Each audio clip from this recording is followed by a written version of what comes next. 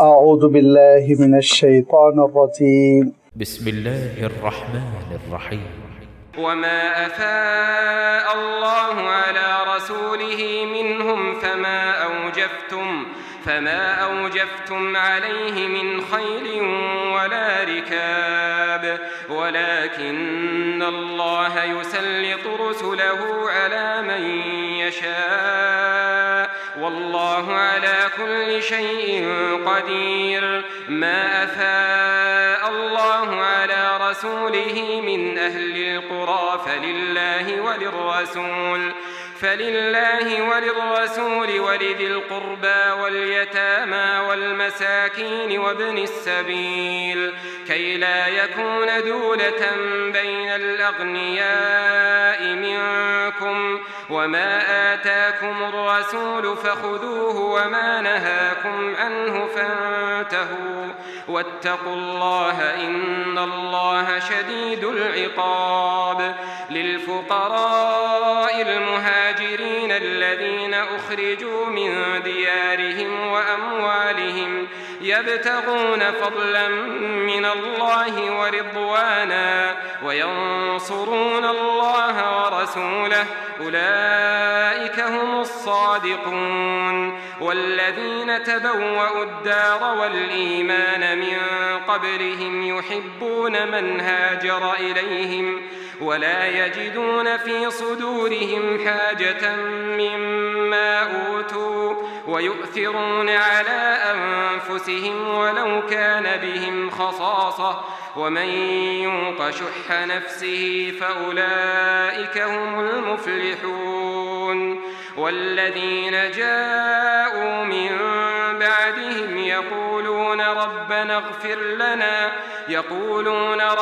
اغفر لنا ولإخواننا الذين سبقونا بالإيمان ولا تجعل في قلوبنا غلا للذين آمنوا ربنا إنك رؤوف رحيم. صدق اللہ العظیم.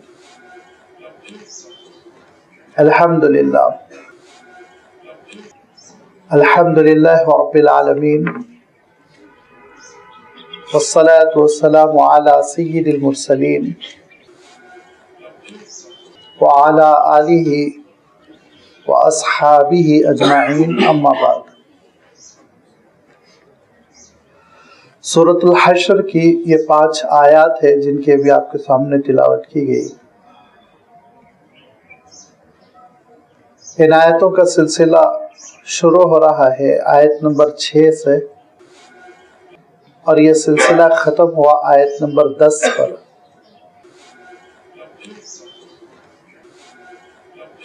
یہ 5 آیتیں بڑی اصولی ہے، بنیادی ہے. ان آیتوں میں اللہ تعالیٰ نے جن احکام کا تذکرہ فرمایا وہ احکام دراصل دین کی بنیاد ہے اور اہل ایمان کی کامرانی اور کامیابی کا رستہ ہے. کئی ایک احکام ہیں، وہ ایک ایک کر دھیرے دھیرے آپ کی خدمت میں ان کی وضاحت رکھی جائے گی. اس میں پہلا جو حکم آ رہا ہے اس کی ہیڈنگ ہے، اس کا عنوان ہے فی. یہ کیا چیز ہوتی ہے اس کی وضاحت سے پہلے میں یہ عرض کر دوں کہ پچھلی جو 5 آیتیں گزر چکی ہیں سورۃ الحشر کے آغاز میں، جن میں اللہ تعالیٰ نے اپنی حمد و ستائش، تعریف و تسبیح کے بعد اللہ کے رسول صلی اللہ علیہ وسلم کی حیات طیبہ کے ایک اہم واقعے کا تذکرہ فرمایا، جس کی وضاحت میں آپ کی خدمت میں رکھ چکا ہوں کہ مدینہ منورہ کے اطراف و اکناف بسے ہوئے یہودیوں سے اللہ کے رسول صلی اللہ علیہ وسلم نے ایگریمنٹ فرمائے تھے، معاہدے فرمائے تھے امن کے ساتھ رہیں گے، چین کے ساتھ رہیں گے، مل جل کر رہیں گے، مدینے پر حملہ ہو جائے تو مل کے ڈیفنس کریں گے، ایک دوسرے کا خیال رکھیں گے، خوشحال زندگی بسر کریں گے۔ لیکن پہلا دھوکہ جنگ بدر میں ہوا، جبکہ ان یہودیوں نے یہ تبصرے کیے کہ اب یہ لوٹ کر آنے والے نہیں، یہ جو 313 نکلے ہیں تو اب ان کا قصہ تمام ہو چکا ہے، اب دوبارہ مسلمان مدینہ منورہ میں سر نہیں اٹھا سکیں گے۔ اللہ تعالیٰ نے کامیابی عنایت فرمائی۔ اللہ کے رسول صلی اللہ علیہ وسلم مال غنیمت کے ساتھ مجرمین کو گرفتار کر کر جنگی قیدیوں کے ساتھ مدینہ منورہ تشریف لائے تو ان کو بڑا برا لگا۔ دوسری تاریخی غلطی جو انہوں نے کی کہ مکہ مکرمہ وفد بھیجا، کعب ابن اشرف اس وفد کا سربراہ تھا، اور مکہ مکرمہ یہ وفد پہنچ کر مشرکین مکہ سے کہتا ہے کہ تم لوگ ان کو جڑ سے اکھاڑ دو، ہم تمہاری مدد کریں گے۔ گھبراتے کیوں ہوں، ان کا قصہ تمام کر دیا جائے۔ اور اس موقع پر مکے کے لوگ تردد میں پڑے ہوئے تھے کہ یہ اہل کتاب یہ ہم مشرکوں کی تائید میں کیوں کھڑے ہو گئے۔ تو انہوں نے ایک سوال کیا ان سے کہ اچھا یہ بتاؤ راہ راست پر کون ہے؟ دونوں گروپ میں سے یعنی مسلمانوں میں سے اور مشرکین مکہ میں سے ہدایت سے قریب ترین کون ہے؟ تو یہ اہل کتاب تھے، توحید کا دعویٰ کرتے تھے، نبوت اور رسالت سے رشتہ جوڑتے تھے، ان سے یہ توقع تھی وہ یہ کہہ دیتے کہ ہم سے قریب یا ہدایت سے قریب تو بہرحال مسلمان ہیں۔ لیکن انہوں نے مکہ مکرمہ کے مشرکین کو کہا نہیں تم بھلے ہو، تم اچھے ہو، تم ہدایت یافتہ ہو۔ اللہ تعالیٰ نے قرآن مجید میں ان کے اس جملے کا تذکرہ کر کر یہ ارشاد فرمایا، ان کو شرم آنی چاہیے کہ موحدوں کے مقابلے میں مشرکوں کو اہدا کہہ رہے ہیں۔ اہدا کے معنی زیادہ ہدایت یافتہ کہہ رہے ہیں۔ یہ مکہ مکرمہ سے لوٹ کر آئے، پھر آپ جانتے ہیں کہ مکے کے لوگوں نے پھر حملہ کیا، احد کی جنگ ہوئی۔ احد کی جنگ ہو جانے کے بعد سے انہوں نے احد کی ہی جنگ میں تیسری غلطی یہ کی کہ حضور اکرم صلی اللہ علیہ وسلم جو 1000 صحابہ کو لے کر جا رہے تھے اس میں سے 300 کو انہوں نے وڈرا کروا لیا، منافق بنا کر لشکر سے دستبردار ہو جانے کی دعوت دی، اس سے مسلمانوں کو بڑا دھکا پہنچا۔ پھر جنگ ہو گئی، جو بھی حالات تھے، اس کے بعد سے ان لوگوں نے حضور اکرم صلی اللہ علیہ وسلم کے خلاف سازشیں شروع کی، اور ان کی یہ چوتھی غلطی بہت بڑی تھی کہ وہ اللہ کے رسول صلی اللہ علیہ وسلم کو قتل کرنے کی سازش کر رہے تھے، جبکہ یہ بہت اصولی بات ہے، جبکہ ان کو یقین تھا کہ یہ اللہ کے رسول ہیں، بس مسئلہ یہ تھا کہ بنی اسرائیل میں نہیں ہے۔ مانتے تھے، آپس میں تبصرہ کر رہے تھے کہ یہ سچے رسول ہے، لیکن کیا کریں، ہم غیر خاندان اور ہماری نسل سے نہیں ہے تو ہم دوسروں کی نسل کی برتری کا کیسے اعتراف کریں؟ تو ٹھیک ہے کفر پر پڑے رہو، لیکن قتل کرنے کی سازش کرنا۔ اسی لیے اللہ تعالیٰ نے ان کے سلسلے میں ارشاد فرمایا یہ اللہ سے جنگ لڑنے پر ہمیشہ آمادہ رہے، اور ان کی تعلیمات ہی خود ایسی تھی کہ نعوذ باللہ ان کے پاس ایک بڑی خرافاتی قسم کی روایت بھی ہے جو آپ ان کے لٹریچر میں اٹھا کر دیکھ سکتے کہ حضرت یعقوب علیہ السلام کی رات بھر اللہ تعالیٰ سے کشتی چلی، نعوذ باللہ۔ ان کے پاس خرافات ہیں ہی اس قسم کے، لہذا اللہ کے رسول صلی اللہ علیہ وسلم کو قتل کرنے کی سازش کب کی؟ جبکہ ایک معاملہ ہوا تھا، بیر معونہ کا ایک حادثہ ہے جہاں پہ کہ صحابہ پر حملہ ہوا تھا، اس میں سے حضرت عمر نامی ایک صحابی بچ گئے تھے، وہ واپس ہو رہے تھے، اندھیرے میں انہوں نے دو سائے دیکھے تو یہ سمجھا یہ مجھے قتل کرنے آئے ہیں، مخالفین ہیں، لہذا تلوار اٹھائی، ان دونوں کو مار ڈالا۔ اتفاقاً وہ دونوں یہودی نہیں تھے، لیکن یہودیوں کے قبیلے سے ان کی دوستی تھی۔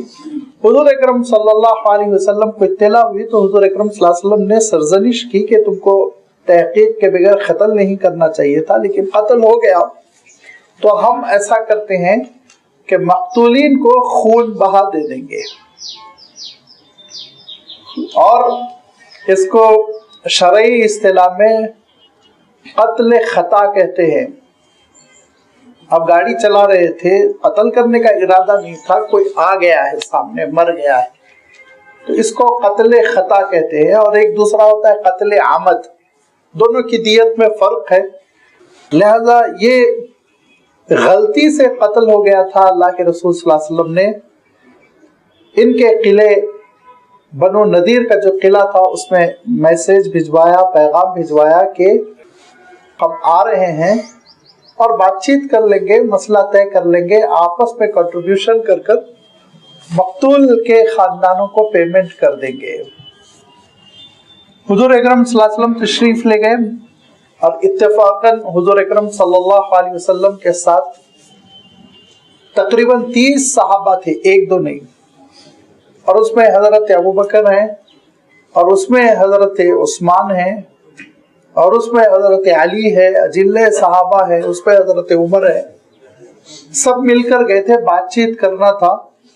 لہذا حضور اکرم صلی اللہ علیہ وسلم کو انہوں نے ایک صحن میں بٹھایا، بات چیت شروع ہونے سے پہلے انہوں نے یہ تیاری کی کہ حضور اکرم صلی اللہ علیہ وسلم کے سر پر اوپر سے ایک پتھر پھینکا جائے حضور اکرم صلی اللہ علیہ وسلم تاکہ شہید ہو جائیں، اور آپس میں یہ کہا کہ آج کام تمام کر دو اور جھگڑا باقی ہی نہ رہے، ہم پوری طرح اطمینان کے ساتھ زندگی بسر کریں گے۔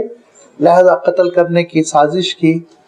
حضرت جبرائیل امین نے بروقت اطلاع دی، حضور اکرم صلی اللہ علیہ وسلم فوراً وہاں سے اٹھے اور آپ صلی اللہ علیہ وسلم مسجد نبوی کی طرف تشریف لے آئے، جو 2 میل کے فاصلے پر موجودہ جو مسجد نبوی ہے اس سے 2 میل کے فاصلے پر ان کا یہ محل تھا، یا ان کا یہ قلعہ تھا چھوٹا موٹا۔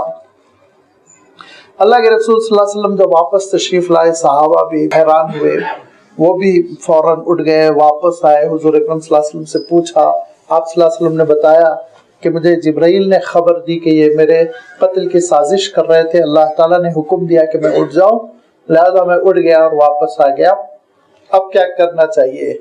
لہذا اللہ تعالیٰ کی جانب سے حکم ہوا کہ اب اس قلعے کو، اس دیوڑی کو، اس حویلی کو، آپ جو بھی کہہ لیں، خالی کر دیا جائے، اور جو دارالاسلام بن رہا ہے، مدینہ منورہ جو مسلمانوں کی دارالسلطنت بن رہا ہے، کیپٹل بن رہا ہے، اس کو مضبوط کیا جائے۔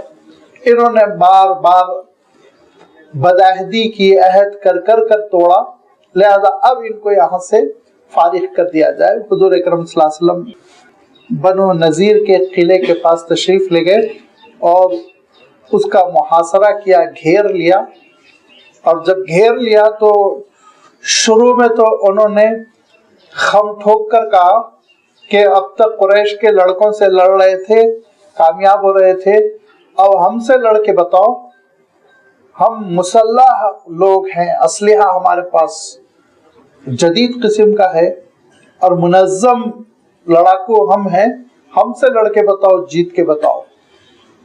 اور مدینے کے منافقین نے بھی ساتھ دیا اور یہ کہا کہ دیکھو جم کر رہو، جم کے لڑو، ہم تمہارے ساتھ ہیں، کوئی بات نہ ماننا محمد کی صلی اللہ علیہ وسلم۔ حضور اکرم صلی اللہ علیہ وسلم تشریف لے گئے اور ان کے قلعے کو اللہ کے رسول صلی اللہ علیہ وسلم نے گھیر لیا، اور قلعے تک پہنچنے کے لیے کچھ بیچ میں درخت آ رہے تھے، ان درختوں کو کٹوایا اور اس کے بعد ان میں آگ لگا دی تاکہ درخت جل جائے، راستہ صاف ہو جائے۔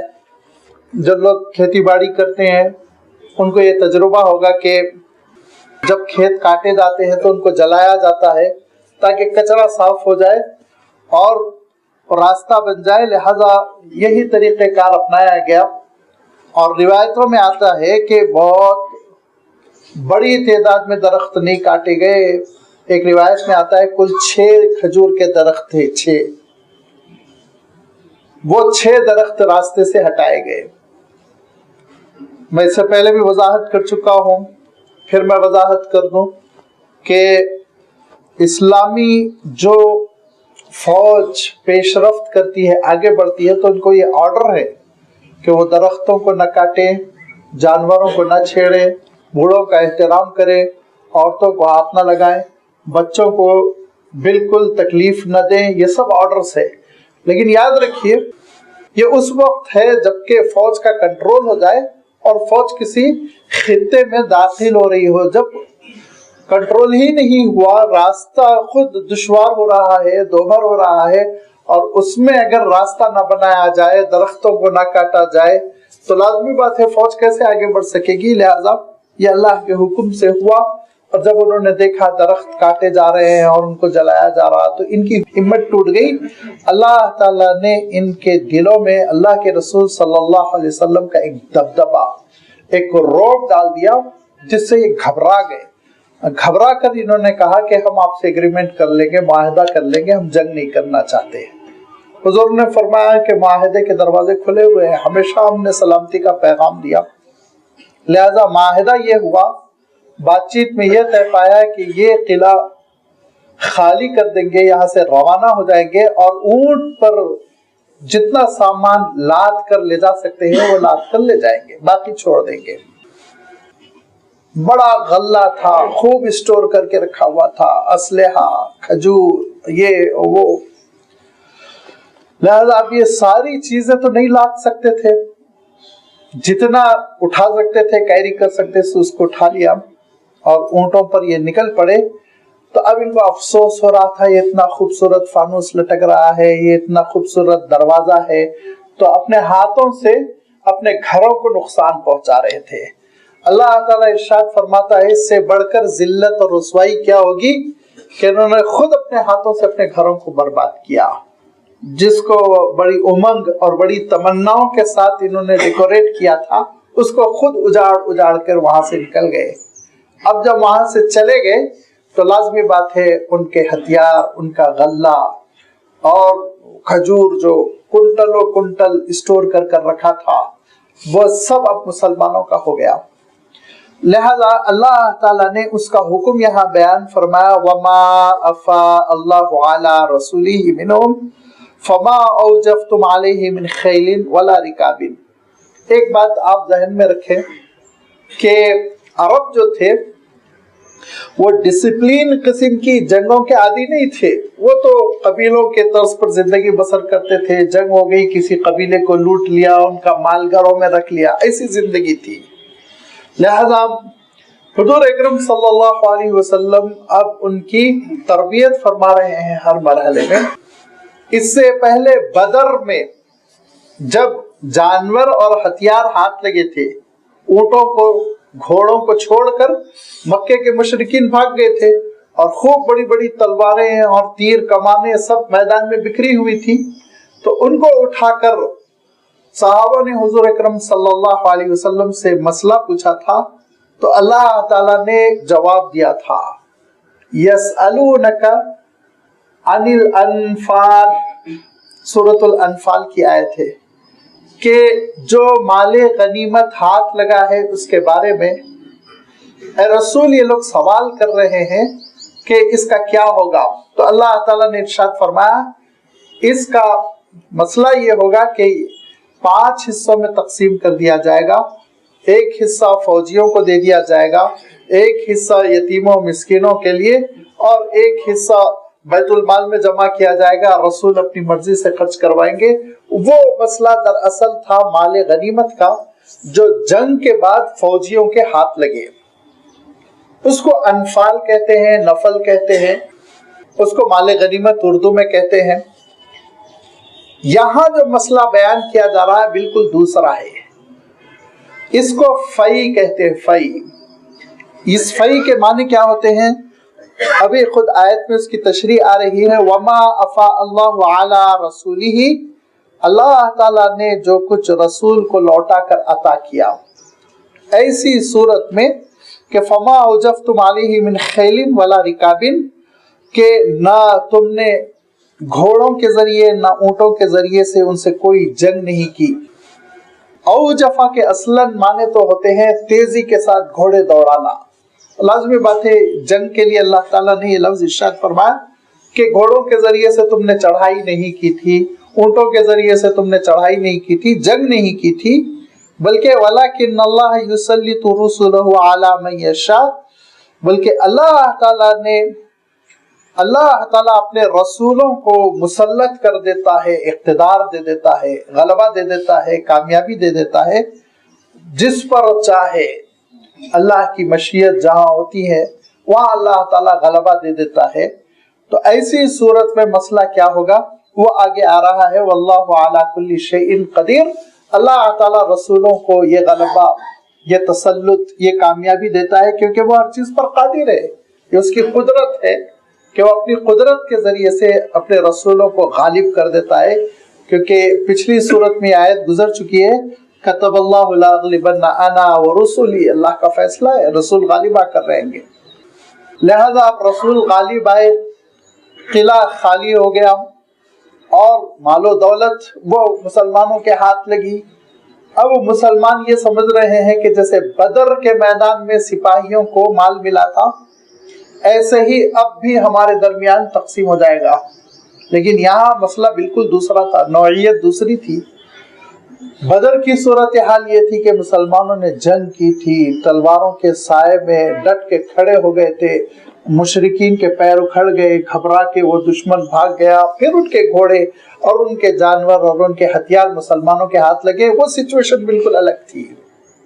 یہ سچویشن بالکل الگ ہے، یہاں معاہدہ ہوا ہے اور وہ سامان چھوڑ کر چلے گئے، کسی نے تلوار نہیں اٹھائی، کسی نے تیر نہیں چلائی، کسی نے گھوڑا نہیں دوڑایا، لہذا یہاں کا حکم اللہ تعالیٰ ارشاد فرماتا ہے دوسرا ہے، اور وہ حکم یہ ہے کہ ما افاء اللہ علی رسولی، اللہ تعالیٰ نے مال فی اور یہ دولت جو رسول کی طرف لوٹا دی ہے، من اہل القری، اس بستی والوں کی دولت، اس بستی والوں میں سے یہ دولت لے کر، تو اس کا حکم دوسرا ہوگا، اور اس کا حکم یہ ہے فَلِلَّهِ وَلِلرَّسُولِ وَلِذِي الْقُرْبَى وَالْيَتَامَى وَالْمَسَاكِينِ وَابْنِ السَّبِيلِ، یہ دولت ہوگی اللہ کے لیے، اللہ کے رسول کے لیے، اور قرابت داروں کے لیے، یتیموں کے لیے، مسکینوں کے لیے، مسافرین کے لیے، یہ بیت المال میں جمع ہوگی، یہ عام چیریٹی کے لیے، فلاح بہبود کے لیے، عوام الناس کے لیے خرچ کی جائے گی، فوجیوں میں نہیں تقسیم ہوگی، کیونکہ آپ نے جنگ نہیں کی ہے، آپ نے لڑائی کے جوہر نہیں دکھائے ہیں، لہذا یہ آپ کا حصہ نہیں۔ یہ اتنا اہم حکم تھا، یہ اتنا اہم حکم تھا کہ اس وقت تو چند کنٹل کھجور، گیہوں، اسی تک بات محدود تھی، لیکن حضرت عمر رضی اللہ تعالیٰ عنہ کے دور میں یہ آیت دراصل ایک بنیادی اور اصولی آیت بن گئی، جس کی وجہ سے جو ملک فتح ہو رہے تھے تو اس کے بارے میں حضرت عمر فیصلہ کرتے تھے، یہ اسلامی سلطنت کا ہے، فوجیوں کو تھوڑی بٹے گا۔ ویسا نہیں ہوتا تھا جیسے ہندوستان میں ہوا کہ فوج آگے بڑھتی چلی جا رہی ہے اور ایک ایک مرحلے میں معلوم یہ ہوا 2000 ایکڑ 5000 ایکڑ ایک رسالے دار کو دے دیا جا رہا ہے، جو ایک گروپ کا لیڈر ہوتا تھا اس کو دے دیا جا رہا ہے، اور ساری زمین تقسیم کر دی جا رہی ہے۔ نہیں، یہ مسلمانوں کی فلاح بہبود کے لیے روک لی جاتی تھی، لہذا یہ وہ اصولی آیت ہے جس آیت کی روشنی میں آگے چل کے بہت سے مسائل حل ہوئے اور ایک ضابطہ ملا، جس کو فقہی کتابوں میں کہتے ہیں کہ غلبہ جو ملا وہ صلحاً ملا یا عنوتاً ملا۔ اس کا فرق کیا ہے؟ صلح کر ایگریمنٹ اگر ہو جائے تو اس صورت میں یاد رکھیے جو شہری ہیں انہی شہریوں کی ملکیت برقرار رہتی ہے، اور اسلام یا اسلامی سلطنت اس کی نگران بن جاتی ہے، جیسے کہ حکومتیں نگران ہوا کرتی ہیں۔ پھر اس کے بعد اگر مسلمان ہے تو وہ زکوٰۃ دے گا، غیر مسلم ہے تو وہ جزیہ دے گا، ٹیکس دے گا، یہ اصول اور ترتیب اپنائی جاتی تھی۔ اور اگر جنگ کی اور جنگ میں وہ مسلم فوجوں کے خلاف کھڑے ہو گئے اور زبردست لڑائی ہونے کے بعد ان کو شکست ہوئی تو پھر اس کے بعد پورا کا پورا اسلامی مملکت کے حصے میں آ جاتا تھا اور اسلامی مملکت جیسے چاہے پھر اس کو تقسیم کرتی تھی. یہ اصول رہا پورے صحابہ کے دور میں. اور یاد رکھیے جو ہمارا نمونہ ہے، ہمارے لیے جو آئیڈیل ہے وہ صحابہ کا دور ہے. صحابہ کے بعد ایسا ہو گیا کہ شخصی مفادات، شخصی حکومتیں، پھر شریعت کا حکم 100% اس پر عمل کیا جائے، ایسا نہیں رہا. اسی لیے ہم جب کبھی اسلام کو پیش کریں گے تو صحابہ کے دور تک پیش کریں گے. اس کے بعد پھر بڑی ملاوٹیں ہوتی چلی گئی. گاہے گاہے اصلاح کی بڑی کوشش ہوئی، جیسے حضرت عمر بن عبدالعزیز رحمۃ اللہ علیہ کھڑے ہوئے، انہوں نے پھر صحابہ کے انداز پر اسلامی مملکت کو لانے کی بھرپور کوشش کی، لیکن ان کے جانشین پھر ویسے اہل نہیں ثابت ہوئے، نااہل ثابت ہوئے، حالات بدلتے چلے گئے. تو صحابہ کے دور میں یہی اصول رہا کہ جو صلح سے شہر حاصل ہوں گے اس میں سب شہریوں کو امن، مملکتیں برقرار، عبادت خانے جوں کا تو برقرار رکھے جائیں گے. یہی وہ وجہ ہے حضرت عمرو بن عاص رضی اللہ تعالیٰ عنہ حضرت عمر کے دور میں جب مصر پر آپ نے حملہ کیا، چڑھائی کی، تو اس وقت حضرت عمرو بن عاص رضی اللہ تعالیٰ عنہ نے کہا کہ دیکھو ہمارا اصول یہ ہے کہ جنگ لڑ کر گھسیں گے تو آپ کی اونرشپ ختم ہو جائے گی، ایگریمنٹ کر لیں گے تو ہم آپ کو پھر آپ کی اونرشپ برقرار رکھیں گے، آپ کے گرجا گھروں کو نہیں توڑیں گے، آپ کے مندروں کو نہیں توڑیں گے، آپ کوئی نقصان نہیں پہنچائیں گے. تو قاہرہ کے لوگوں نے، جس کو فسطاط کہتے تھے اس زمانے میں، قاہرہ کے لوگوں نے صلح کر لی. اس کی وجہ سے قاہرہ کے جتنے چرچ ہے اس زمانے سے آج تک برقرار ہے، کسی کو ہاتھ نہیں لگایا گیا. لہذا اگر آپ قاہرہ جائیں گے تو وہاں ایک مسجد ہے، اس مسجد کا نام ہے جامع عمرو بن عاص. اس مسجد سے متصل ایک زبردست قسم کا چرچ ہے، بڑا تاریخی، بہت خوبصورت، بہت مینٹین، لیکن عیسائی ہے نہیں، 99% مسلم ہے. تو چرچ میں زائرین نہیں ہے لیکن بلڈنگ کا مینٹیننس زبردست ہے اور وہ پوری عیسائی دنیا کرتی ہے اور مسلمان اس کی ایک اینٹ کو نقصان نہیں پہنچاتے. حالانکہ 99 ہے، توڑ سکتے تھے اور منہدم کر سکتے تھے، چڑھائی کر سکتے تھے، لیکن آج 1400 سال ہو گئے اس کی ایک اینٹ، اس کی سیڑھی کو نہیں ہٹاتے ہیں. یہ ہے اسلامی مزاج جو اللہ تعالیٰ نے احکام شریعت کی صورت میں ہم سب کو عنایت فرمائے. لہٰذا حضور اکرم صلی اللہ علیہ وسلم سے اللہ تعالیٰ خطاب کر کے کہتا ہے کہ اے رسولی آپ کو صلح کے ذریعے سے، ایگریمنٹ کے ذریعے سے ہاتھ لگائے، لہٰذا اب یہ بیت المال میں جمع ہوگا اور اللہ تعالیٰ کے دین کے لیے خرچ ہوگا. وَلِلرَّسُولِ، اور اس میں اس کے ساتھ ساتھ جو اسلامی مملکت کا سربراہ ہوگا اس کا خرچہ بھی نکالا جائے گا. اس وقت خود اللہ کے رسول صلی اللہ علیہ وسلم اسلامی مملکت کے سربراہ تھے، اسی لیے حضور اکرم صلی اللہ علیہ وسلم کو حصہ دیا گیا وَلِلرَّسُولِ وَلِذِي الْقُرْبَى، اور حضور کے ساتھ ساتھ حضور کے رشتہ داروں کو بھی، کہ ان کے لیے بھی پینشن ہوگی، ان کے لیے بھی خرچہ اٹھے گا. وَالْيَتَامَى، اسلامی مملکت کے جتنے یتیم ہیں ان یتیموں کی دیکھ ریکھ کے لیے اس زمانے میں یتیم بھی بہت ہوتے تھے، یتیموں کے مسائل بھی بہت ہوتے تھے. یتیم بہت کیوں ہوتے تھے؟ اکثر و بیشتر مرد مارے جاتے تھے جنگوں میں ڈاکوؤں کے لوٹ لینے کی وجہ سے، تو یتیم بچوں کی تعداد بہت ہوتی تھی اور اسلامی مملکت ان سب کی نگہداشت کرتی تھی. والمساکینی، اور ناداروں کو بھی اسی سے پیسے ملیں گے، جو غریب ہیں اور معذور ہے کہ کما نہیں سکتے، ضعیف ہو چکے ہیں کہ کما نہیں سکتے، کچھ آفات سماوی ہے جس کے وہ شکار ہو گئے اور دولت ان کی لٹ گئی، جائیداد ان کی ختم ہو گئی، یہ ساری چیزیں مساکین میں آ جاتی ہیں، جس کو ہم اردو میں بولتے ہیں نادار. ان ناداروں کے اوپر بھی خرچ کیا جائے گا. وہ اپنی سبیلی، اور جو لوگ راستے میں ہیں، مسافر ہیں. اس زمانے میں مسافرین کو ایک خاص مد میں رکھا جاتا تھا اور آج بھی ضرورت پڑتی ہے کہ حالت سفر میں کبھی کبھی انسان کا سرمایہ لٹ جاتا ہے اور چوری ہو جاتا ہے، یا کبھی کبھی سفر طویل ہو جانے کی وجہ سے پیسے ختم ہو جاتے ہیں. ایسی صورت میں بہرحال مسافروں کو مدد کی ضرورت رہتی ہے، اس لیے اللہ تعالیٰ نے ان کے لیے ایک خاص ہیڈ رکھا، ایک خاص مد رکھی جس مد سے ان کی مدد کی جائے گی. آگے ارشاد فرمایا اور اصولی بات، لِكَيْ لَا يَكُونَ دُولَةً بَيْنَ الْأَغْنِيَاءِ مِنْكُمْ، تمہارے سربراہوں میں سارا پیسہ نہیں بھر دیا جائے گا، کیوں؟ تاکہ یہ دولت امیروں میں گردش ہو کر نہ رہ جائے، غریبوں کو بھی حصہ ملے۔ اسلام نے غربت کے ازالے کے لیے جو اقدامات کیا آپ غور کیجئے، زکوٰۃ کو واجب کیا، صدقات نافلہ پر ترغیب دلائی گئی، کفارے رکھے گئے۔ ایک کفارہ جیسے کہ زہار کے سلسلے میں آیا، غلام آزاد کرو، 60 مسکینوں کو کھانا کھلاؤ، یا پھر لگاتار 60 روزے رکھو، تو کفارے رکھے گئے، قسم کا کفارہ، اس کا کفارہ، اس کا کفارہ، کہ غریبوں پہ خرچ کرنے کے لیے گویا بہانے تلاش کیے گئے۔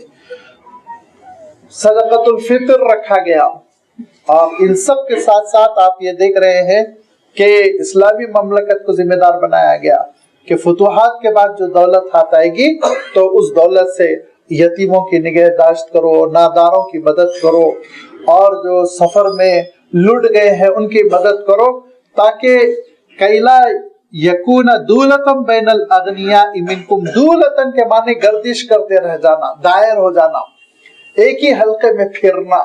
اس سرمایہ داری کے نظام کو اسلام نے پسند نہیں کیا کہ چند لوگوں کی مٹھی میں 90% دولت ہو اور 10% دولت میں پوری دنیا پلے بڑھے، اس کو اسلام نے پسند نہیں کیا۔ سب کھاتے پیتے رہے، سب خوش رہے۔ میں اس سے پہلے بھی کہہ چکا ہوں اور ہر بار کہتا ہوں، یہ قرآن مجید کا اگر آپ گہرائی سے مطالعہ کریں گے، انشاءاللہ میری بات کی تصدیق کریں گے کہ اسلام نے امساک کو بہت زیادہ پسند نہیں کیا، سیف کر کر رکھو، انفاق کو بہت پسند کیا، خرچ کرتے رہو، خرچ کرتے رہو۔ اسی لیے آپ دیکھیں گے کہ اسلامی مملکتیں جو بھی ہیں آج، حالانکہ پورے اسلامی اصول پر نہیں ہے کوئی بھی حکومت، لیکن جو مسلمانوں کی حکومت ہے وہاں آپ کو خوشحالی زیادہ نظر آئے گی، وہاں آپ کو خوشحالی زیادہ نظر آئے گی، اور آپ کے ملک میں سورسز بھی بہت زیادہ ہیں، دولت بھی بہت زیادہ ہے، مگر جو غربت نظر آئے گی، آپ دیہاتوں کا سفر کیجئے، سلم ایریوں کا سفر کیجئے، اس کی وجہ یہ ہے کہ اس ملک کی بڑی دولت چند لوگوں کی مٹھی میں ہے، وہ دبائے بیٹھے ہوئے ہیں، انٹرنیشنل بینکوں میں ڈالے ہوئے ہیں، پیسے پڑے ہوئے ہیں، کسی کے کام نہیں آ رہے ہیں۔ لیکن مسلمانوں کا عالم یہ ہوتا ہے، کچھ تو کرتے ہیں سیونگ، لیکن اچھا کھاتے ہیں، اچھا پلاتے ہیں، اچھا گھر بناتے ہیں، لیبر کو بھی دیتے ہیں، غلاموں کو بھی، پڑوسیوں، تو ایک خوشحالی نظر آتی ہے، صاف ستھرا نظر آتا ہے، اور ایک نور کسی کیفیت نظر آتی ہے، جس کو میں اکثر کہتا ہوں وہ اسلام کا ایک نور ہوتا ہے۔ کسی بھی ملک میں چلے جائیں، خود ہمارے ایک پڑوس کا ملک ہے بنگلہ دیش، اس کے سلسلے میں میرا یہ تصور تھا کہ بڑی غربت ہوگی، کیونکہ بنگال بھی جانا ہوتا ہے، بنگال کتنا بیکورڈ ہے آپ جا کر دیکھ لیجیے، تو بنگال سے متصل ہی وہ ملک ہے، تو ہم یہ سمجھتے تھے کہ وہاں بھی یہی کیفیت ہوگی، چھوٹی چھوٹی بستیاں، چھوٹے چھوٹے غیر منظم قسم کے دیہات، سڑی ہوئی نالیاں۔ لیکن جب وہاں جانا ہوا اور بالخصوص ڈھاکہ دیکھنے کا اتفاق ہوا تو صاف محسوس ہوا یہ ہندوستان سے بہت اچھا ہے، حالانکہ بہت چھوٹا ہے، آپ کی ایک اسٹیٹ کے برابر ہے، لیکن بہت اچھا ہے، اور وہاں کا ڈھاکہ کیپٹل آپ کے کیپٹل سے بہت صاف ستھرا ہے، بہت اچھا ہے، بلڈنگیں بہت اچھی ہے، روڈیں بڑی اچھی ہے۔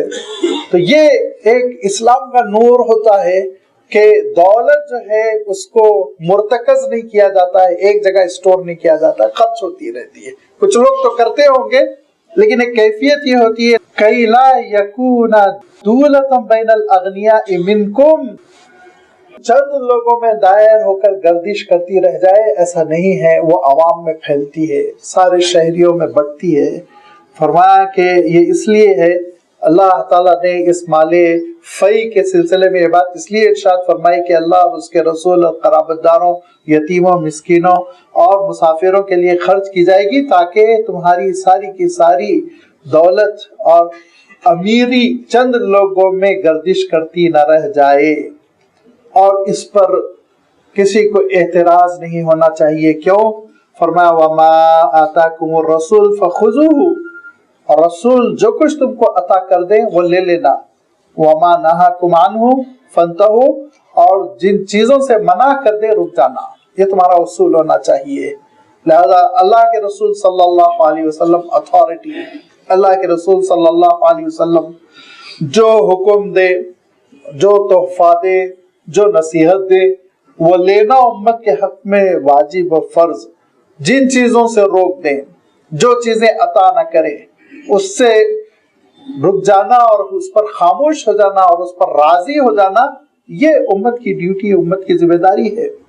لہذا حضور اکرم صلی اللہ علیہ وسلم کچھ تقسیم کر رہے تھے، حضرت ابو ذر غفاری رضی اللہ تعالیٰ عنہ بھی تھے، انہوں نے کہا اللہ کے رسول میں زیادہ مستحق ہوں، آپ نے کہا تم بیٹھو ابھی، پھر آپ نے کچھ چیزیں دی، پھر وہ کھڑے ہو گئے، انہوں نے کہا اللہ کے رسول میں زیادہ مستحق ہوں، پھر منع کر دیا، تیسری بار منع کر کے کہا کہ دیکھو جب تک میں تمہارے درمیان رہوں ناانصافی کا اندیشہ تم نہ کرنا، جس کی اہلیت جو ہے وہ میں دے کر رہوں گا، ہاں میرے بعد ترجیحات ہوگی، میرے بعد پھر ناانصافیاں ہوں گی۔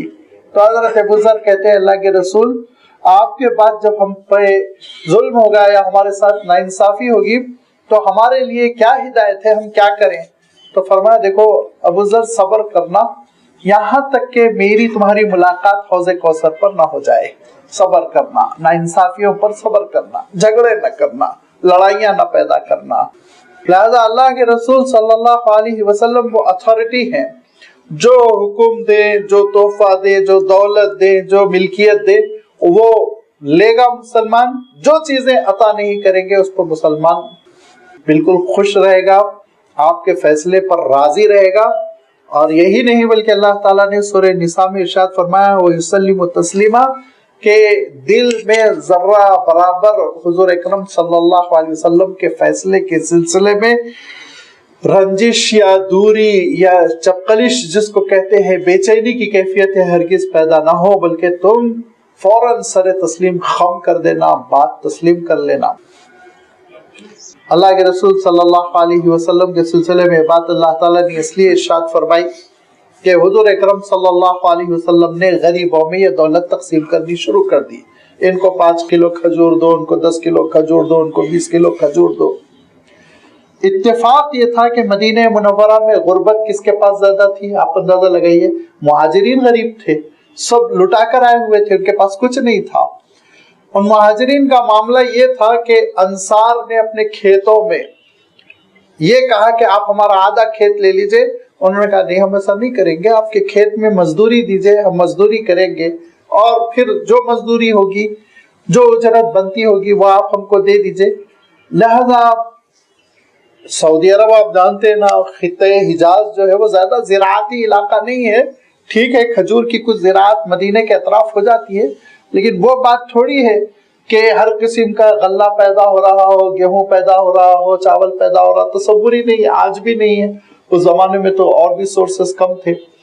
لہذا جو لوگ زیادہ طور پر معاشی انداز میں، معاشی طور پر زیادہ مستحق نکلے وہ مہاجرین نکلے، اور مہاجرین میں جب یہ غلہ واللہ تقسیم ہوا تو منافقین نے اپنی ڈیوٹی ادا کی، کہنا شروع کر دیا دیکھو انصار کو نہیں دیا، مہاجرین کو دیا، جو مکے سے لوگ آئے ان کو دیا، نعوذ باللہ۔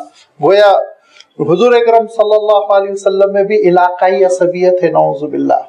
تو حضور اکرم صلی اللہ علیہ وسلم کو بڑا افسوس ہوا، اور اس موقع پہ تو نہیں، ایک اور موقع تھا کہ حضور اکرم صلی اللہ علیہ وسلم نے جمع کیا انصار کو، جمع کرنے کے بعد کہا کہ مجھے یہ معلوم ہوا کہ تمہارے سلسلے میں بات کہی گئی کہ میں نے مہاجرین کو دے دیا اور انصار کو محروم کر دیا، لیکن ایک بات یاد رکھو، ذرا کان کھول کر سن لو کہ یہ بکریاں، یہ مویشی، یہ جانور، یہ کھجور جو میں تقسیم کر رہا ہوں اور لوگ بکریوں کو لے لے کے اپنے گھروں کو جا رہے ہیں، تم کیا یہ پسند نہیں کرو گے کہ تم اللہ کے رسول کو لے کر اپنے گھر جاؤ؟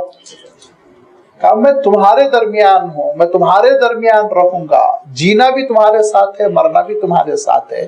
اے انصار کے لوگوں، حضور اکرم صلی اللہ علیہ وسلم نے بڑی اصولی بات ارشاد فرمائی کہ مختلف راستے ہیں اور الگ الگ راستوں سے قافلے چل رہے ہیں، تو میں وہ راستہ انتخاب کروں گا جس پر انصار چل رہے ہیں، اور فرمایا الناس شعار، الناس دثار والانصار شعار، لوگ دکھاوا ہے، انصار میرے اپنے ہیں۔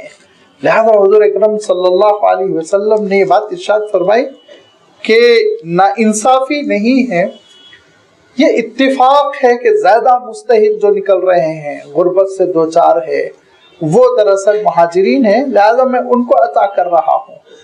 اور اللہ تعالیٰ نے یہ آیت نازل فرما کر منافقین کے منہ پر مہر لگا دی کہ ما آتاکم الرسول فخذوہ، جو اللہ کے رسول عطا کرے اس کو لے لینا، اور جو اللہ کے رسول صلی اللہ علیہ وسلم نہ دے تو پھر اس پر مطمئن ہو جانا، اور جن چیزوں سے منع کر دے وہاں تم رک جانا۔ واتقوا اللہ، اللہ کا تقوی اختیار کرو، ان اللہ شدید العقاب، اللہ کی نافرمانی کرو گے تو سزا بھی بہت سخت ہے۔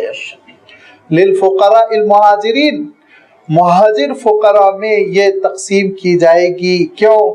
الذین اخرجوا من دیارہم واموالہم، گھروں سے بھی محروم کر دیے گئے، مال سے بھی محروم کر دیے گئے۔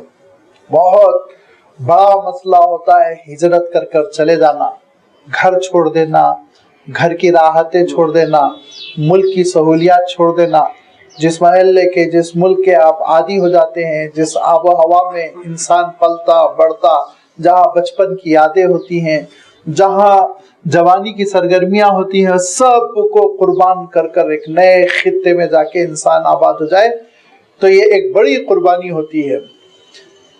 اور یہ قربانی مہاجرین نے دی تھی، اپنا گھر چھوڑ دیا تھا، تو کسی کی والدہ گھر پر ہے، کسی کے والد گھر پر ہیں، اور کسی کے تو اپنے بچے ہیں گھر پر، اپنی اولاد کو چھوڑ کر آنا پڑا۔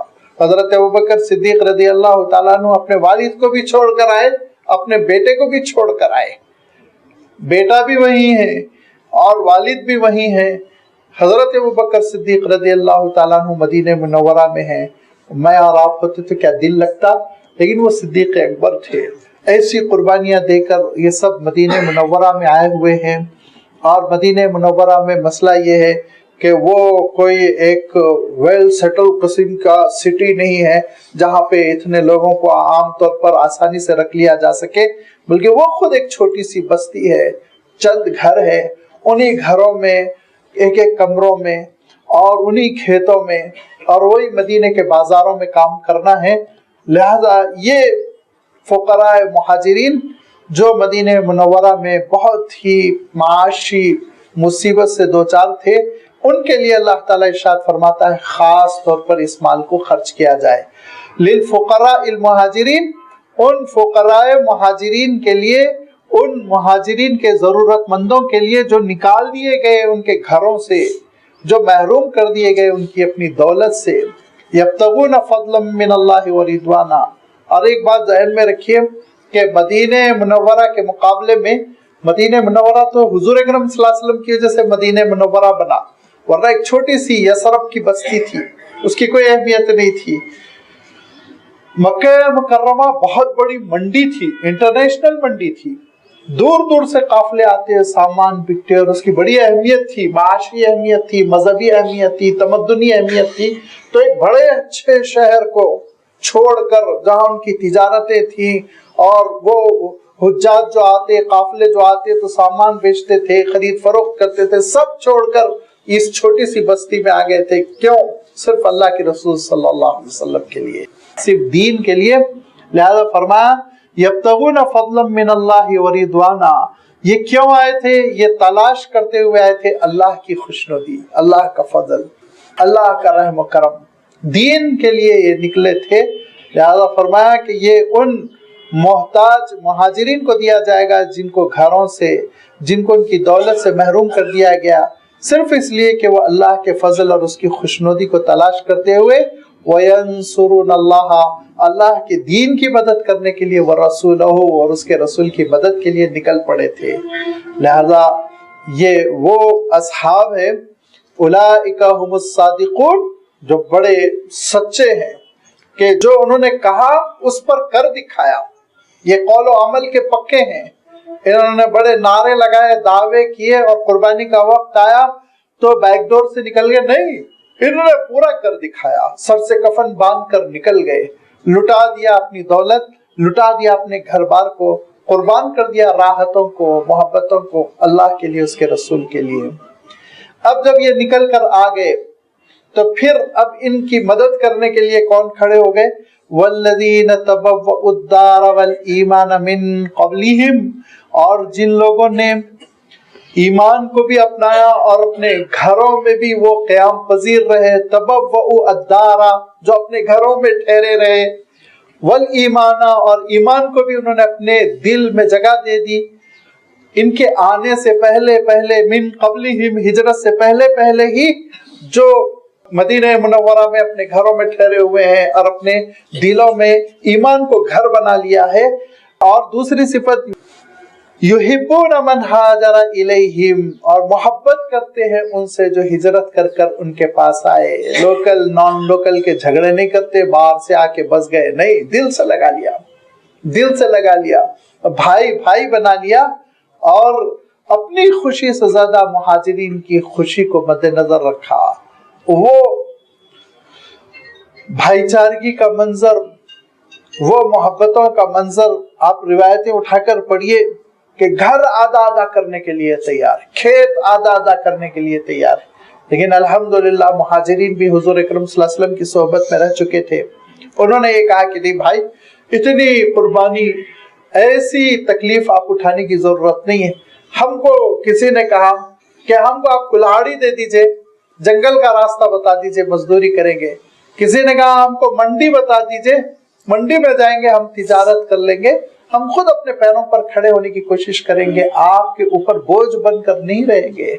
لیکن انصاری صحابہ کا عالم یہ تھا کہ ہجرت سے پہلے انہوں نے اسلام قبول کر لیا تھا. آپ جانتے ہیں، اس سے پہلے بھی میں تذکرہ کیا کہ نبوت کے 11ویں سال 12ویں سال انہوں نے حضور اکرم صلی اللہ علیہ وسلم سے بیعت کی. والذین تبوؤا الدار والایمان، جنہوں نے اپنا لیا اپنے گھروں کو بھی اور ایمان کو بھی ہجرت سے پہلے، اور وہ محبت کرتے ہیں ان سے جنہوں نے ہجرت کی. ولا یجدون فی صدورہم حاجۃ مما اوتوا، اتنے صاف دل کے، اتنی پیاری یہ شخصیتیں ہیں کہ ان کے دلوں میں مہاجرین کو جو کچھ عطا کیا گیا اس کے سلسلے میں ذرہ برابر بھی تنگی نہیں ہے. دل صاف ہے، کوئی برا خیال نہیں، اور ذرہ برابر یہ نہیں کہ ہم کو نہیں دیا گیا، ہم کو دیا گیا. یہ منافقین ہیں جو افواہیں پھیلا رہے تھے، یہ منافقین ہیں جو غلط پروپیگنڈا کر رہے تھے. ان کا عالم تو یہ تھا کہ ان کے دل بالکل صاف ستھرے، ان کے سینوں میں ذرہ برابر رنجش نہیں. اللہ کے رسول، آپ جس کو جو دینا ہے دیجئے، ہم خوش ہیں. لہذا یہ کیفیت تھی ان انصاری صحابہ کی. اور پھر اس کے بعد سے اللہ تعالیٰ نے دو بڑی اصولی باتیں بیان فرما دی، اور یہ دونوں اہم ترین باتیں ایک ہی آیت میں جمع ہیں. اور ان دونوں باتوں کو سمجھ لینے سے آج ہماری اسلامی سوسائٹی کی زبردست تبدیلی ہو سکتی ہے، اصلاح ہو سکتی ہے. پہلی بات تو یہ ارشاد فرمائی وَيُؤْثِرُونَ عَلَىٰ أَنفُسِهِمْ وَلَوْ كَانَ بِهِمْ خَصَاصَةٌ.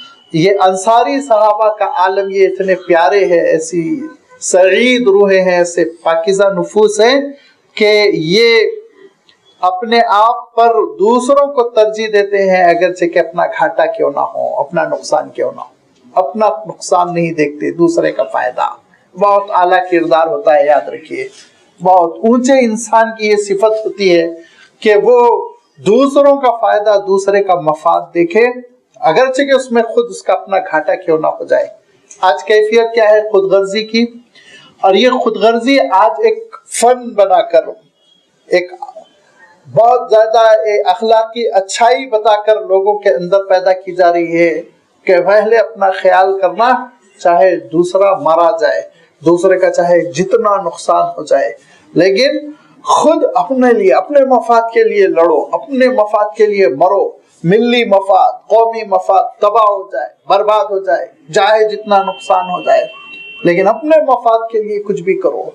یہ کیفیت جو آج کی سوسائٹی کا ایک اہم عنصر بنی ہوئی ہے، ہمارے کلچر کی ایک اہم صفت بنی ہوئی ہے، اس کے بالکل برخلاف صحابہ کی صفت تھی.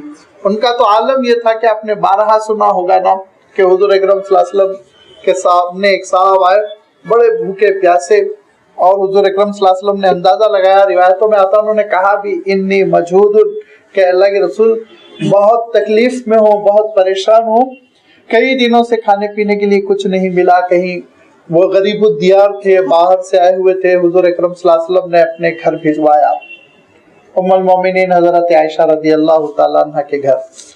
جواب ملا سوائے 2 گھٹ پانی کے گھر میں کچھ نہیں. دوسرے گھر بھیجوایا، जवाब मिला कुछ नहीं।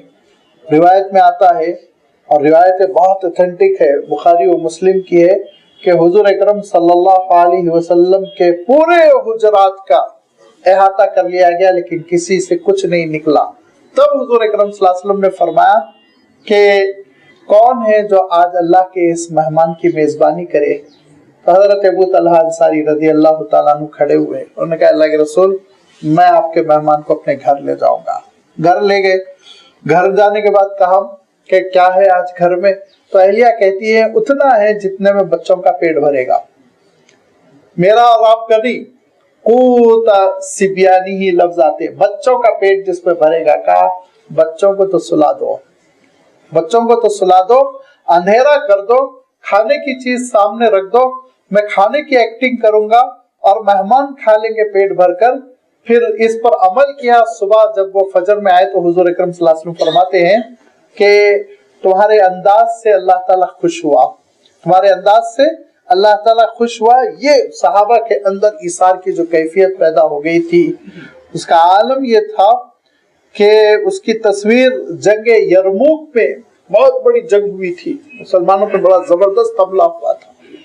उस जंग यरमुक का किस्सा बयान करते हैं एक सहाबी कि कहते हैं मेरे चचाजाद भाई इकरमा उस जंग में शरीक थे और मैंने उनको जख्मी हालत में देखा, जाँ बलब थे, बचने की तवक्को कम थी और प्यास से उनके होठ खुश्क हुए जा रहे थे, पानी मांग रहे थे। मेरे पास थोड़ा सा पानी था, साफ कहते शुरबतु माइन, एक घुट पानी था।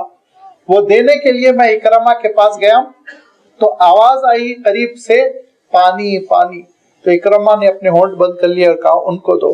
उनके करीब गया तो वो एक हजरत हिशाम नामी दूसरे साहबी थे और उनको मैं पानी पिलाने के लिए आगे बढ़ ही रहा था कि और तीसरी जगह से आवाज आई पानी पानी।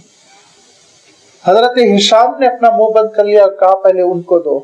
फिर मैं उनके पास पहुंचा तो वो अय्याश नामी साहबी थे, हजरत अय्याश रज़ी अल्लाह तआला अन्हु, और उनको मैं पानी देना चाह रहा था कि उनकी आंखें बंद हो गई, उनकी सांस उखड़ गई, शहीद हो गए और वो रुखसत हो गए इस दुनिया से, अल्लाह को प्यारे हो गए। मैं वापस आया तो देखा हिशाम भी वफात पा चुके हैं। फिर अपने भाई इकरमा के पास आया, वो भी वफात पा चुके हैं। ये वो इकरमा है जो अबू जहल के बेटे थे, लेकिन इस्लाम ने उनके अंदर क्या तब्दीली कर दी आप सोचिए। इस्लाम ने, अल्लाह के रसूल सल्लल्लाहु अलैहि वसल्लम की नजरों ने, तरबियत ने उनको किस ऊंचे मकाम पर ले जाया, पहुंचा दिया, जरा आप अंदाजा कीजिए। युसिरुन अला अनफुसिहिम, तरजीह देते हैं।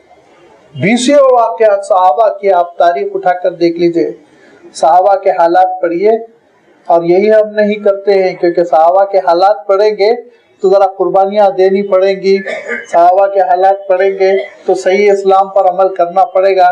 लिहाजा इधर उधर के मन घड़त किस्सों में ये उम्मत मशगूल रहती है। सहाबा के हालात पढ़िए, छोटे छोटे पीरों पीरानियों के बारे में हालात पढ़ते हैं, सुनाते हैं, सुनते हैं, एहतमाम होते हैं, जलसे होते हैं, और जो हमारे असली मोहसिन हैं, जो इस्लाम की बुनियाद है और जिनकी बुनियाद पर ये इस्लाम की वो बिल्डिंग इमारत तामीर हुई जो आज पूरी दुनिया में आपको नजर आ रही है। करीब करीब 52 इस्लामी ममालिक है, इन सहाबा की कुर्बानियां हैं। ये है पत्थर बुनियाद के, इनके हालात पढ़िए। ये इनके हालात पढ़ने से आपको पता चलेगा कि कैसा ईसार था उनके अंदर, कितना ईसार था कि हजरत आयशा रज़ी अल्लाह तआला अन्हा के सिलसिले में रिवायत आती है कि रोजे से थी, घर में कुल 1 रोटी थी, मांगने वाला आया, रोटी उठाकर दे दी। बादी ने कहा कि बीबी आप भी तो रोजा है, इफ्तार के लिए जरूरत पड़ेगी। कहा अल्लाह मालिक है, इफ्तार का वक्त आएगा जब देखेंगे। और इफ्तार का वक्त आया तो अल्लाह ताला ने मदद फरमाई। ऐन मौके पे इफ्तार के करीब एक कोरमा, कुछ गोश्त बना हुआ, कुछ भुना हुआ गोश्त, वो किसी पड़ोसी की जानिब से तोहफे में चला आया। तो हजरत आयशा कहती, उम्मुल मोमिनीन हजरत आयशा कहती, देखो मैंने कहा था ना अल्लाह ताला इंतजाम करेगा। और याद रखिए, जब कभी कोई ईसार करता है, कुर्बानी देता है, तो इसको गलत फहमी नहीं होनी चाहिए कि मेरा नुकसान होगा। अल्लाह ताला वहां से अता करेगा जहां से इंसान को गुमान नहीं होता। अल्लाह के खजाने में कमी नहीं, यकीन की कमी है। یقین کی کمی ہے، اللہ کے خزانوں میں کمی نہیں ہے، اور ایسا اللہ تعالیٰ دیتا ہے کہ بندہ 1000 جد و جہد کرے تو وہ چیز حاصل نہ کر سکے، لیکن غیب سے اللہ تعالیٰ فری میں عطا کر دیتا ہے۔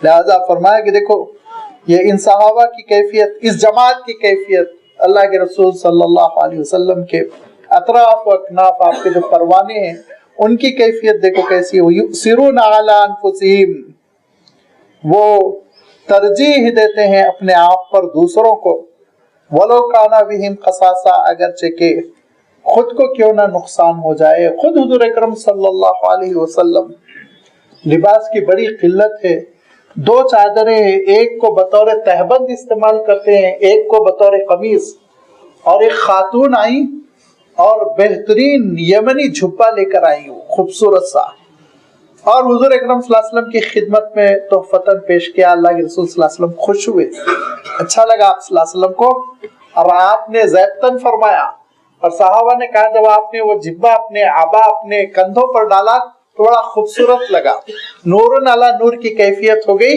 لیکن ایک صاحب سامنے ہی بیٹھے ہوئے تھے، انہوں نے کہا اللہ کے رسول مجھے لگتا ہے آپ سے زیادہ ضرورت ہے، تو حضور اکرم صلی اللہ علیہ وسلم نے اس کو اتارا، طے کیا، ان کے ہاتھ میں دے دیا، ان کے ہاتھ میں دے دیا۔ اللہ کے رسول صلی اللہ علیہ وسلم نے جب دے دیا، مجلس ختم ہو گئی، تو صحابہ نے کہا کہ تم کو سوال کرتے ہوئے شرم نہیں آئی؟ اللہ کے رسول کو اتنی ضرورت تھی، آپ کے پاس خود کوئی ایسا پیرہن نہیں تھا کہ ایسے موقع پر آپ پہنا کریں، اور تم نے اس کو مانگ لیا۔ انہوں نے کہا کہ مجھے سب معلوم تھا، لیکن خواہش یہ تھی کہ یہ جبہ میرا کفن بن جائے، اسی لیے میں نے یہ جرات کی، اسی لیے میں نے مانگ لیا، لہذا انہوں نے لے لیا۔ حضرت علی رضی اللہ تعالیٰ عنہ اپنے غلام قمبر کے ساتھ بازار گئے، کپڑوں کی قلت ہے، کپڑے خریدنا ہے، شاپنگ کرنا ہے۔ کان کھول کر سنے، وہ لوگ جو 2.5-3 لاکھ کی شیروانیاں پہنتے ہیں، کہ کل حضرت علی رضی اللہ تعالیٰ عنہ کے پاس 5 درہم تھے، 5 درہم۔ بازار میں تلاش بھاؤ تاؤ کے بعد 2 جبے ملے، ایک جبہ 3 درہم کا تھا، ایک جبہ 2 درہم کا تھا، ایک جبہ 3 درہم کا اور ایک 2 درہم کا۔ بات طے ہو گئی، پیمنٹ کر دیا حضرت علی رضی اللہ تعالیٰ عنہ نے، اور دونوں لباس لے لیا آپ نے، اور 3 درہم والا جبہ قمبر غلام کو دیا اور 2 والا اپنے لیے رکھا۔ تو غلام نے کہا کہ حضرت یہ نہیں ہو سکتا، یہ نہیں ہو سکتا، میں آپ سے 2 والا مجھے دے دیجئے، 3 والا آپ رکھیے، کیونکہ یہ زیادہ اچھا ہے، اور امیر المومنین آپ ممبر پہ کھڑے ہوتے ہیں، آپ کو یہ لباس زیادہ ضروری ہے۔ کہا کہ نہیں قمبر، میں میدان حشر میں کھڑا ہونے والا ہوں، یہ لباس تم کو زیادہ اچھا ہے، مجھے 2 ہی درہم کا دو۔ تم کو ممبر پر کھڑے ہونے کی فکر ہے، مجھے میدان حشر میں کھڑے ہونے کی فکر ہے۔ یہ یؤثرون علی انفسہم، ایثار حضور اکرم صلی اللہ علیہ وسلم فرماتے تھے تم میں سے وہ شخص کبھی کامل الایمان نہیں جو پیٹ بھر کر کھا کر سو جائے، پڑوسی بھوکا سو رہا، پڑوسی بھوکا سو رہا، خبرگیری کرو، دوسروں کے سلسلے میں مدد کرنے کی عادت ڈالو۔ صحابہ کی یہ کیفیت، وَيُؤْثِرُونَ عَلَىٰ أَنفُسِهِمْ وَلَوْ كَانَ بِهِمْ خَصَاصَةٌ، اپنے لیے کیوں نہ نقصان ہو جائے، دوسروں کا خیال رکھنا، اجتماعی مفاد کا خیال رکھنا، پوری امت کے ساتھ کیا ہونے والا ہے اس کا خیال رکھنا، صرف شخصی خوشیوں کو نہ دیکھنا، اور نہ پھر ایسے امتحانات آتے ہیں کہ پھر انسان پھنس جاتا ہے۔ اور اس کے بعد دوسری بنیاد اللہ تعالیٰ نے بیان فرما دی، وَمَن يُوقَ شُحَّ نَفْسِهِ فَأُولَٰئِكَ هُمُ الْمُفْلِحُونَ۔ شح کا ترجمہ کرنے میں بڑی پیچیدگی پیش آتی ہے، کوئی کنجوسی سے کر دیتا ہے، کوئی بخالت سے کر دیتا ہے۔ شحن کہتے ہیں دراصل انسان کے اس نیچر کو، اس فطرت کو، اس عادت کو جس کی وجہ سے انسان کے اندر تنگ دلی پیدا ہو جاتی ہے، تنگ نظری پیدا ہو جاتی ہے، اور یہی تنگ نظری، تنگ دلی انسان کو بخل پر، کنجوسی پہ مجبور کرتی ہے۔ اسی لیے امام ابن قیم رحمۃ اللہ علیہ نے، بہت بڑے امام ہے، زاد المعاد آپ کی بہت معرکۃ الآراء کتاب ہے، امام ابن قیم رحمۃ اللہ علیہ نے تشریح کرتے ہوئے لکھا، شوق کے معنی انسان کی وہ نفسیاتی کیفیت، وہ سائیکالوجی، وہ نیچر جو اس کو بخل پر آمادہ کرتی ہے، جو اس کو بخل کا، بخیل ہونے کا، کنجوس ہونے کا عادی بناتی ہے۔ لہذا یہ ایک انسان کا فطری نقص ہے کہ تنگ دل ہو جاتا ہے۔ فرمایا اس تنگ دلی کی وجہ سے دوسروں کی خوشی نہیں دیکھی جاتی ہے، اس تنگ دلی کی وجہ سے دوسروں کے اوپر خرچ نہیں کرنا چاہتا۔ تو فرمایا یہ کیفیت جس کے اندر ہے یہ کبھی کامیاب نہیں ہونے والا ہے۔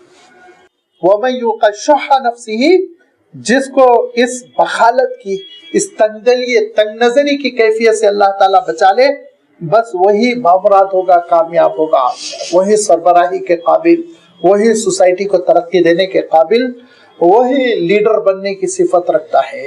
لیڈر بننے کی صفت ہوتی ہے، قیادت کی صفت ہوتی ہے کہ انسان اپنی خوشی سے زیادہ دوسروں کی خوشی سے مسرور ہو، دوسرے کو خوش ہوتا ہوا دیکھ کے اس کا دل مطمئن ہو کہ آج میں نے اس کو ایک خوشی دی، آج میں نے اس کو ایک راحت دی۔ فرمایا کہ دیکھو اگر تمہارے اندر یہ تنگ دلی نہیں ہے، تنگ نظری نہیں ہے، یہ بخل پر آمادہ کرنے والی طبیعت نہیں ہے، تو پھر سمجھ لو کہ تم بھلائی کے راستے پہ ہو۔ حضور اکرم صلی اللہ علیہ وسلم ارشاد فرماتے تھے کہ جس کے اندر اتقوا الشح فرمایا، اس بری صفت سے بچو۔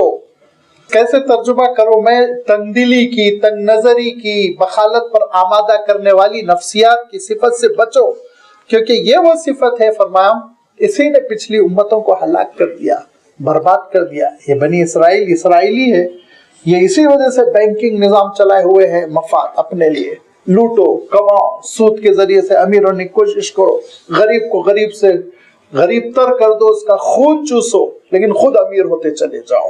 یہ ہے فرمایا کہ یہ کیفیت جب انسان کے اندر پیدا ہوتی ہے تو دوسروں کو یہ ہلاکت کے دہانے تک پہنچا دیتا ہے، لہٰذا اس سے بچنے کی کوشش کرو۔ وَمَن يُوقَ شُحَّ نَفْسِهِ، اور جس کو بچا لیا گیا اس کی نفسیات کی تنگ دلی سے تو پھر وہی بامراد ہے، وہی ترقی کرنے والا ہے۔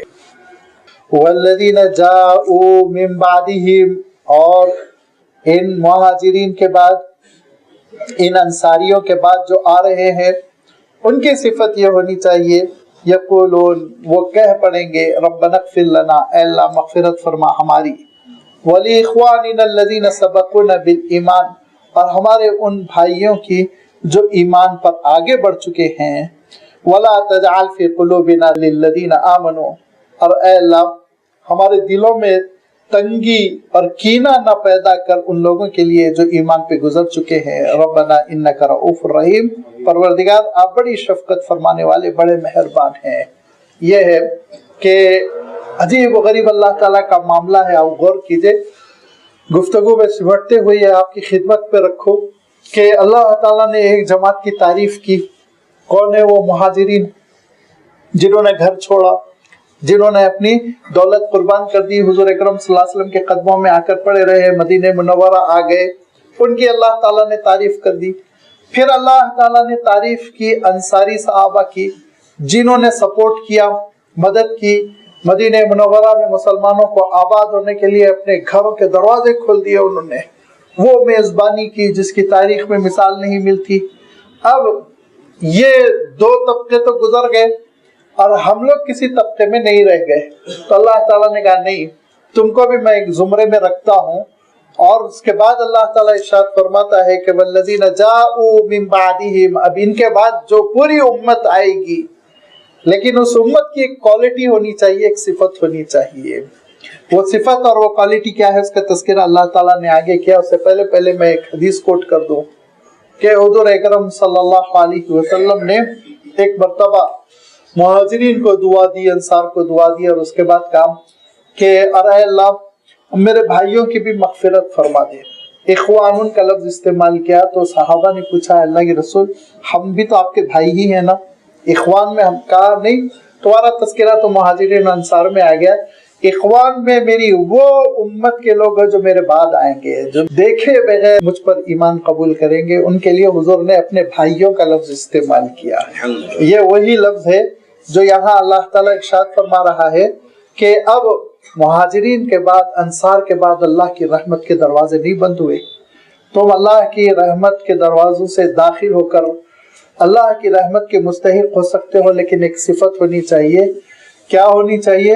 یقولون ربنا اغفر لنا، جہاں اپنی مغفرت کی دعا کرو، توبہ کرو، ندامت کرو اپنے گناہوں پر، خطاؤں پر، وہیں وَلِإِخْوَانِنَا الَّذِينَ سَبَقُونَا بِالْإِيمَانِ، اپنے ان بھائیوں کے سلسلے میں بھی خیر کے متمنی رہو اور ان کے سلسلے میں بھی تم اچھا گمان رکھو، بھلا گمان رکھو جو ایمان پہ گزر چکے ہیں۔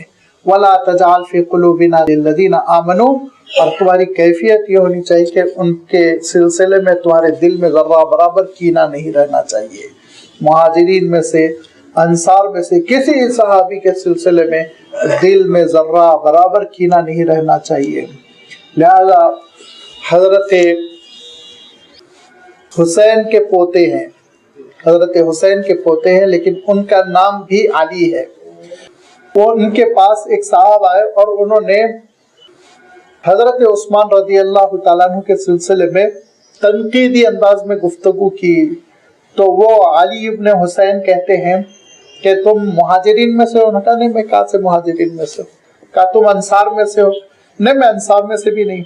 کہا جب تم مہاجرین میں سے نہیں ہو، انصار میں سے نہیں ہو، تو اللہ تعالیٰ نے تمہارے لیے گنجائش رکھی تھی کہ ان لوگوں میں سے ہو جاؤ جو مہاجرین اور انصار کے لیے دعا کرتے ہو، لیکن تم اس سے بھی نکل گئے، اس تیسرے زمرے سے بھی تم نکل گئے، اس تیسرے طبقے سے بھی تم محروم ہو گئے۔ لہذا یہ تیسرا طبقہ کون سا ہے؟ یہ تیسرا گروپ ہے وہ جو مہاجرین اور انصار کے سلسلے میں دعا گو رہتا ہے، اور ان کے درمیان جو مشاجرت ہوئی، اختلافات ہوئے، جو معاملات ہوئے، لازمی بات ہے وہ تاریخ کا ایک پارینہ حصہ ہے، اس کے سلسلے میں زبان کھول کھول کر اپنے اعمال نہیں بگاڑتا، اپنے اعمال کو تباہ نہیں کرتا۔ لہذا صحابہ کے سلسلے میں رائے زنی نہیں ہونی چاہیے، یاد رکھیے، صحابہ کے سلسلے میں تبصرے نہیں ہونے چاہیے، صحابہ کے سلسلے میں تنقیدیں نہیں ہونی چاہیے۔ اللہ تعالیٰ نے جب ان کی تعریف کر دی بالعموم، تو ان میں اگر کسی قسم کی چھوٹی موٹی چیزیں پیدا ہو گئی، اختلافات پیدا ہو گئے، رائے کا اختلاف ہوا، جو بھی ہوا، جنگیں ہوئی، کیوں ہوئی، کون تھا اس میں، کون نہیں تھا، بلا وجہ ہم اپنی زبانوں کو آلودہ نہ کریں، بلا وجہ ہم اپنی زبانوں کو آلودہ نہ کریں۔ حضرت حسن بصری رحمت اللہ علیہ کے پاس ایک صاحب آئے اور کہا کہ ذرا آپ بتائیے، وہ حضرت عائشہ حق پہ ٹھیک ہے، وہ حضرت علی حق پہ تھے، کس کے بارے میں آپ کی رائے کیا ہے؟ لوگوں کے اندر ذرا تاریخ دانی کا بڑا جذبہ پیدا ہو جاتا ہے۔ تو حضرت حسن بصری نے کہا کہ اے اللہ کے بندے، جب اللہ تعالیٰ نے مجھے خوش قسمت بنایا اور میری تلوار کو ان دونوں گروپ میں کسی گروپ کے خلاف چلنے کے لیے اللہ تعالیٰ نے محفوظ کر دیا، تو میں اپنی زبان کو کیوں آلودہ کروں؟ جب تلوار کو بچا لیا تو میں زبان کو بچاتا ہوں، کیوں تبصرے کروں کسی پہ، کون حق پہ تھے، کون حق پہ نہیں تھا، کیا ضرورت ہے رائے زنی کی؟ لہذا صحابہ کے سلسلے میں زبان کھولنا، صحابہ پر تنقیدیں کرنا، صحابہ پہ تبصرے کرنا، یہ دراصل انسان کو اس حلقے سے نکال دیتا ہے، اس گروپ سے نکال دیتا ہے جس کی تعریف کرتے ہوئے اللہ تعالیٰ ارشاد فرماتا ہے کہ اور ہماری رحمتیں ان کے لیے بھی ہے، ہمارے خیر کے فیصلے ان کے لیے بھی، جس طرح انصار کے لیے ہے، جس طرح مہاجرین کے لیے ہے، اسی طرح والذین جاءوا من بعدہم، بعد میں آنے والی امت کے ان لوگوں کے لیے بھی ہے جن کے دل صحابہ کے سلسلے میں صاف ستھرے ہوں، جن کے دلوں میں ذرہ برابر کدورت، بغض اور عناد کی کیفیت نہیں ہونی چاہیے۔ یہ اللہ کے رسول صلی اللہ علیہ وسلم کے وہ ساتھی ہیں جنہوں نے وہ قربانیاں دی جن میں سے بعضوں کے اشارے بھی گزرے، جس کا تصور تم نہیں کر سکتے، تو اس کا 10% نہیں کر سکتے، 10 تو بہت بڑی بات ہے، 1% تم نہیں کر سکتے، تو ہم اپنے ایک رات کی نیند حرام نہیں کر سکتے، انہوں نے پوری پوری زندگیاں لگا دی، ایسے شہید ہوتے رہے، ایسے حضور اکرم صلی اللہ علیہ وسلم کے بارے نیارے ہوتے رہے کہ تاریخ میں کبھی ایسی کوئی نظیر نہیں ملتی۔ اور ایک مورخ نے بہت اچھی بات کہی کہ جو لوگ صحابہ کے سلسلے میں زبان کھولتے ہیں وہ یہودیوں اور عیسائیوں سے گئے گزرے ہیں۔ اور انہوں نے بڑے اعتماد کے ساتھ لکھا، امام قرطبی رحمۃ اللہ علیہ ان کا قول نقل کرتے ہیں کہ جو صحابہ کے سلسلے میں زبان کھولتے ہیں وہ یہودیوں اور عیسائیوں سے گئے گزرے ہیں۔ اس کی دلیل انہوں نے دی، کسی بھی یہودی سے پوچھو اصحاب موسیٰ کیسے تھے وہ تعریف کرے گا، کسی بھی عیسائی سے پوچھو اصحاب عیسیٰ کیسے تھے وہ تعریف کرے گا، اور تم اصحاب محمد کی برائی بیان کرتے۔ तुम असहाबे मोहम्मद की बड़ाई बयान करते हो, फिर मोहम्मद को रसूल मानते हो। क्या है तुम्हारे दिल पे, कौन सा निफाक है जो पला हुआ है? दिलों को साफ करो सहाबा के सिलसिले में, एहतराम, और उसी एहतराम और मोहब्बत का नतीजा ये होना चाहिए कि सहाबा की जिंदगियों से हम वाकफियत हासिल करें, जिसको कहा गया कि उस सितारों की मानिंद रोशनी मिलेगी और उससे हम सही रास्ता पा सकेंगे। लिहाजा अल्लाह ताला इरशाद फरमाता है, और तीसरा जुमरा मुहाजिरीन और अंसार के बाद उम्मत के उन लोगों का है जो अपने गुनाहों पर नादिम होते हैं और जो ईमान पे गुजर चुके हैं, उनके लिए मगफिरत की दुआ करते हुए कहते हैं, वला तजअल फी कुलूबिना, कि परवरदिगार हमारे दिलों को भी उनकी कुदरत, उनके कीने से महफूज फरमा, और बेशक अल्लाह बड़ी रहमत वाले हैं और राफत वाले हैं, शफकत वाले हैं, करम वाले हैं। आगे फरमाया जिनके अंदर निफाक है उनकी सूरत हाल क्या होती है, जरा उनको भी एक बार देख लो। इंशाअल्लाह उसकी वजाहत आइंदा इतवार आपकी खिदमत में रखी जाएगी। व आखिर दावाना अनिल हम्दुलिल्लाहि रब्बिल आलमीन।